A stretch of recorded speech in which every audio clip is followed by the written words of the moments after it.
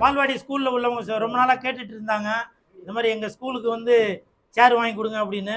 அவனுக்கு ஒரு பிரச்சனை, அவனுக்கு நீ நல்ல மனநல மருத்துவரை பாரு. டேய் அவன் பைத்தியக்கிற மாதிரி கேள்வி கேட்காது. கொஞ்சம் சில நாட்கள் காலதாமதம் ஆயிடுச்சு, அதனாலும் இப்போ வாங்கி குடிச்சாச்சு. நீங்கள் நினைக்கலாம் ஏதோ ஏதோ கோமாளி மாதிரி ஏதோ என்னவோ பண்ணிட்டு இருக்கானம்மா அப்படின்னு, ஜோக்கர் மாதிரி அப்படின்னு.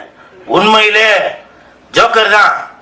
ஒரு 45-50 சேர் வாங்கி கொடுத்துருக்கோம். இப்போ நீங்கள் வந்து நினைக்கலாம், என்ன சேரு அதெல்லாம் கொடுத்ததெல்லாம் வந்து வீடியோவா போட்டுட்டு இருக்காரு அப்படின்னு. ஏன் உனக்கு இந்த வேலை? நீ வாங்குற இந்த 10-5 பிச்சைக்கு இது தேவைதானா? ஒரு விளம்பரம். என்னடா விளம்பரம்?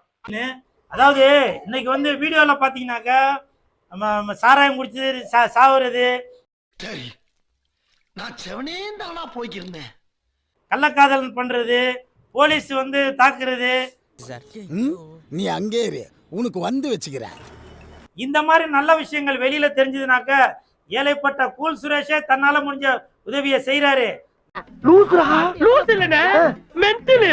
நம்ம ஏதோ பணம் வச்சிருக்கோம், நம்மளும் கூல் சுரேஷ் மாதிரி ஏதோ ஒரு உதவி செய்வோம் அப்படின்ற நோக்கம் உங்களுக்கு வரணும். அப்படின்றதுக்காக தான் இந்த வீடியோ மூலமா சொல்றது. மறந்து விடாதீர்கள், மறந்தும் இருந்து விடாதீர்கள். நீ பொத்திட்டு உட்கார்ற பாப்பா நம்மளே பாத்துட்டு இருக்கு. அங்கிள் அவர் என்ன பண்ணிட்டு இருக்காரு? அவனுக்கு அவனே ஜோக் சொல்லி சிரிச்சுப்பான். நல்ல தமாசா இருக்குது. இது வந்து என்னுடைய நற்செயலை வந்து வெளியில தெரிஞ்சு நீ பார்த்தாலே தெரிகிறது. நன்றி, வணக்கம். தம்பி சிரிக்கிறாரு. நல்ல பேரை வாங்க வேண்டும் பிள்ளைகளே, நம் நாடு என்னும் தோட்டத்திலே நாளை மலரும் முல்லைகளே. கையில மாட்டின கீழே அப்படி பிசுக்கி அப்படி புழுங்கி சட்னியாக்கி தரமாட்டி அங்கிளுக்கு.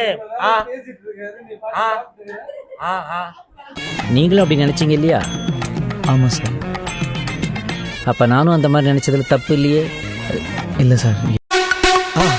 மறக்காம சர்ப்ரைஸ் பண்ணுங்க. தேங்க்யூ.